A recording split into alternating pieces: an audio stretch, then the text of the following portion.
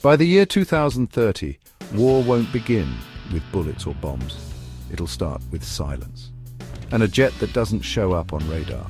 The skies above South Asia no longer echo with the sounds of outdated engines or legacy dogfights. They hum with invisible tension, stealthy shadows, and the silent intelligence of airborne machines. What was once a war of men and machines is now a contest of algorithms, signals, and data. And in this new age of warfare, one of the most unpredictable flashpoints on Earth, the India-Pakistan border, stands on the edge of a completely transformed battlefield. It starts not with a declaration of war, but with a spark. A drone, unidentified, drifts too close to the line of control in the early hours of a grey morning. Satellite imagery spots unusual activity on both sides. Indian radar picks up an anomalous electronic signature. The Pakistani Air Force switches to high alert. For the outside world, it's just another tension spike between two nuclear rivals. But behind the scenes, it's the beginning of something unprecedented. By now, Pakistan's Air Force has evolved far beyond its 2020s composition. No longer reliant on aging F-16s or dated JF-17s, the fleet has embraced a quantum leap. After final deliveries in 2028, the J-35, China's stealth twin-engine jet, becomes the silent predator of the skies, paired with the Turkish Khan fighter, a fifth-generation marvel that brings not only speed and stealth, but the brain power of artificial intelligence. India, meanwhile, has chosen a different path. Rather than gambling on new designs, the Indian Air Force has doubled down on its highly capable Dassault Rafales, agile, multi-role, and refined through the real-world combat experience. Though lacking the radar invisibility of true stealth fighters, the Rafales are trusted by pilots and enhanced with upgraded avionics, smarter EW suites, and satellite-guided munitions.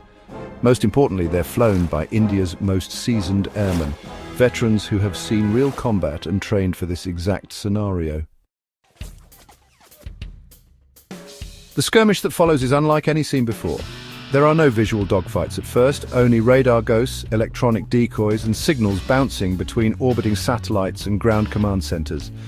An Indian Rafale patrol detects a flicker, a brief spike of infrared signature at high altitude near Neelam Valley. Moments later, that signal vanishes. But it's too late.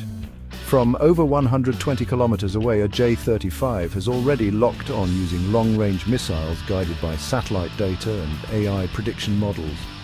One Rafale begins evasive maneuvers, the other activates electronic countermeasures, but the missile is smart. It snakes through decoys, dodges jamming, and explodes just behind the trailing aircraft, sending metal shrapnel screaming through the air.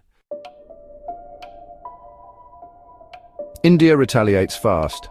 In the valleys of Kargil, a Rafale flying nap of the earth launches a low-altitude cruise missile toward a Pakistani aerial refueling corridor, where a Khan fighter had just docked moments earlier. The missile strikes without warning. The Khan, caught mid-refuel, spirals downward in flames, its wreckage falling silently into the shadows of the mountains. That single strike changes everything. In seconds, both air forces go fully operational. What had begun as a covert shadow play turns into a full-scale digital skirmish. Dozens of drones launch from hidden air bases, some meant for ISR, intelligence, surveillance, reconnaissance, others as airborne decoys, and a few as kamikaze-style missile carriers. High above, both sides deploy AWACS aircraft to manage battlefield coordination, while cyber warfare units attempt to blind each other's data streams. This isn't just a fight for airspace, it's a battle of bandwidth, electrons, and milliseconds. The Rafales, with their superior maneuverability, managed to turn and twist through the valleys using ground clutter and terrain masking to dodge radar locks. Meanwhile, Pakistan's J-35s fan out in hunter-killer formations using shared sensor data to triangulate enemy positions without ever going active on radar.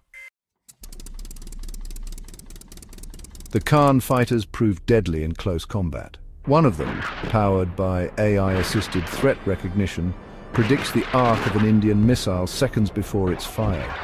It deploys countermeasures automatically, outmaneuvers the shot, and strikes back with a short-range IR missile. neutralizing a Rafale in seconds. On the Indian side, however, experience still counts. A seasoned pilot, call-sign Tiger, leads a flight of Rafales in a coordinated pincer move, using old-school tactics with new-age tech. By jamming enemy data links and flying low under radar, Tiger's squad sneaks into Pakistani airspace undetected for 4 minutes, just long enough to target a drone control center near Skadi. One precise strike later, half of Pakistan's drone coordination grid goes dark. And just like that, it's over. Both sides pull back. Not because they wanted peace, but because they couldn't risk escalation. In this new era, a 12-minute skirmish could become a 12-hour war, and a 12-hour war between nuclear rivals could end the world. The final tally, unclear. Both sides lost aircraft, both suffered electronic disruptions, but the lesson was loud and clear. Air war has changed forever. It's no longer about who flies faster or who shoots first. It's about who sees more, who hides better, and who lets the machine think first. This isn't 1999, this isn't 2019, this is 2030, and the next war will be fought in the clouds, but won through code.